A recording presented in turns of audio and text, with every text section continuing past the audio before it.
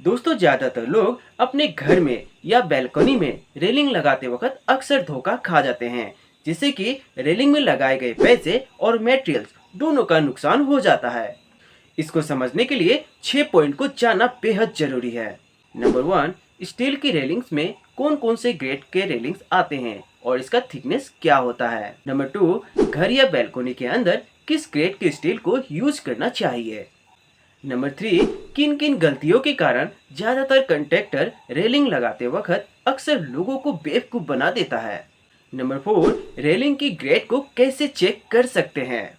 Number 5, railing बनाने में materials और लेबर कॉस्ट का प्राइजेस कितना होता है। और नंबर 6, इसका रनिंग फुट कैसे निकालते हैं। दोस्तों, मैं हूं अमित कुमार शर्मा और आप सभी को ग्रेविटी फर्नीचर में स्वागत है। अब बात करते हैं नंबर 1, स्टील की रेलिंग्स में कौन कौन से ग्रेड के स्टील और थिकनेस पाए जाते हैं।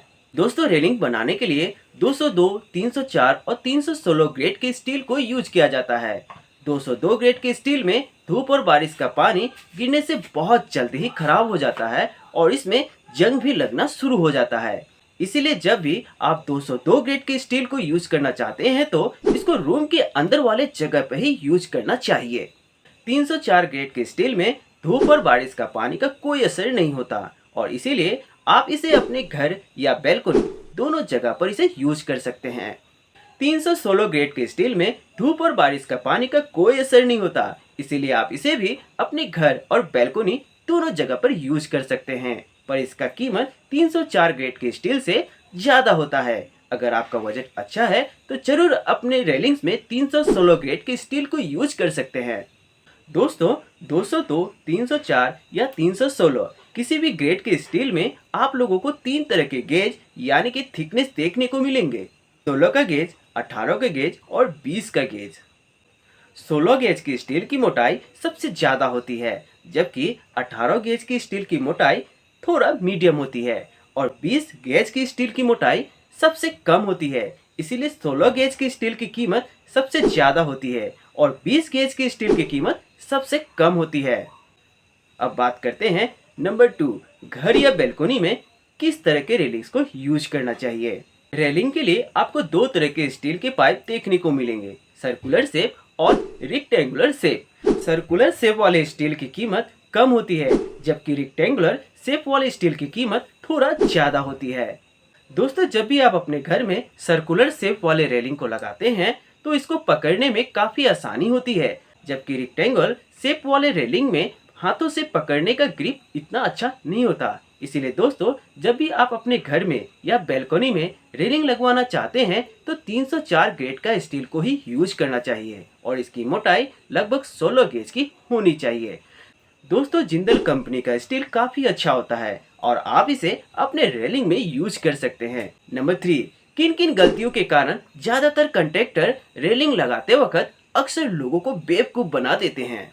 दोस्तों, जब भी आप अपने रेलिंग्स बनवाने के लिए ठेकेदार से बात करें तो उसे आप बताइए हमारे रेलिंग्स में 304 ग्रेड का स्टील होना चाहिए और इसका थिकनेस 16 गेज का ही होना चाहिए और जो भी आप चूड़ी और टोपी का यूज करेंगे वो भी 304 ग्रेड का ही होना चाहिए। इसके बाद ही उसके प्राइस के बारे में बात करें। ज्यादातर कंट्रैक्टर 304 ग्रेड के स्टील को कॉन्ट्रैक्ट में लेकर उसमें 202 ग्रेड के कुछ स्टील को डाल देते हैं और उसका गेज भी कुछ कम होता है और चूड़ी और टोपी भी 202 ग्रेड के स्टील को यूज कर देते हैं और आपसे 304 ग्रेड वाले स्टील की कीमत लेकर चले जाते हैं। दोस्तों, 304 ग्रेड के रेलिंग्स के जॉइंट करते वक्त ER308L और ER309L फिलर का यूज करना चाहिए। कंट्रैक्टर अक्सर कम दाम वाले फिलर का यूज करते हैं, इसीलिए इसका भी ध्यान रखना बेहद जरूरी है क्योंकि फिलर आपकी रेलिंग को काफी अच्छी फिनिशिंग और पॉलिश देता है। आप 3 तरीका से 304 ग्रेड के स्टील को चेक कर सकते हैं। नंबर 1, स्टील के रेलिंग में लगभग 3 फीट के दौरान आप लोगों को 304 ग्रेड का मोहर देखने को मिलेगा, तो यह आप आसानी से समझ सकते हैं कि यह 304 ग्रेड का रेलिंग्स है। नंबर 2, ग्रेड टेस्टर नाम का एक केमिकल पाया जाता है जो आप लोगों को हार्डवेयर के दुकान में मिल जाएगा। इसका एक ड्रॉप आप अपने स्टील के रेलिंग पर डालेंगे और ड्रॉप का कलर चेंज न हो तो यह रेलिंग 304 ग्रेड का है। अगर ड्रॉप का कलर ऑरेंज या रेड हो जाए तो ये 202 ग्रेड का है। नंबर 3, चिंगारी से भी आप समझ सकते हैं। जब वेल्डिंग करते वक्त जब चिंगारी 2 से 3 फीट तक जाता है तो ये 202 ग्रेड का रेलिंग्स होता है। जब चिंगारी 1 से 2 फीट के अंदर रहता है तो वो 203 ग्रेड का रेलिंग्स होता है। अब बात करते हैं रेलिंग्स बनाने में मटेरियल्स और लेबर कॉस्ट का प्राइजेस कितना होता है। यह सभी कॉस्ट अपने एरिया के ऊपर डिपेंड करता है। नंबर 1, 202 ग्रेड के मटेरियल्स आप लोगों को मार्केट में लगभग 250 से 300 रुपये पर रनिंग फीट मिल जाएगा और इसका लेबर कॉस्ट लगभग 200 से 300 रुपये पर रनिंग फीट होता है, जो टोटल मटेरियल्स और लेबर को मिलाकर लगभग 400 से 600 रुपये पर रनिंग फीट मिल जाएगा।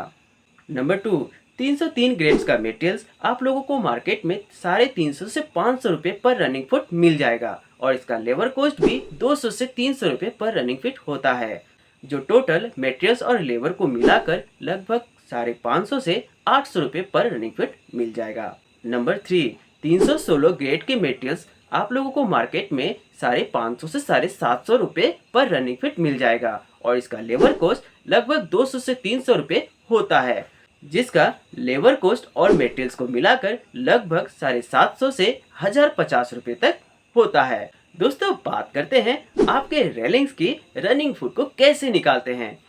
दोस्तों, मान लेते हैं एक रेलिंग्स की लंबाई 5 फीट, 3 फीट और 2 फीट है, जो टोटल जोड़ने के बाद जितना भी फीट निकलता है उसको रनिंग फीट कहते हैं। जैसे 5 फीट, 3 फीट और 2 फीट यानी कि 10 रनिंग फीट होता है और जो भी रनिंग फीट कॉन्ट्रैक्टर से तय किया है उसको आप मल्टीप्लाई कर देंगे तो आपका टोटल कॉस्ट निकल जाएगा। दोस्तों, आशा करता हूँ कि इस वीडियो से आप लोगों को काफ़ी इन्फॉर्मेटिव इन्फॉर्मेशन मिला होगा और भी किसी तरह का डाउट हो तो आप हमारे कमेंट बॉक्स में कमेंट कर सकते हैं। तो मिलते हैं नेक्स्ट वीडियो की तरफ। जय हिंद, वंदे मातरम।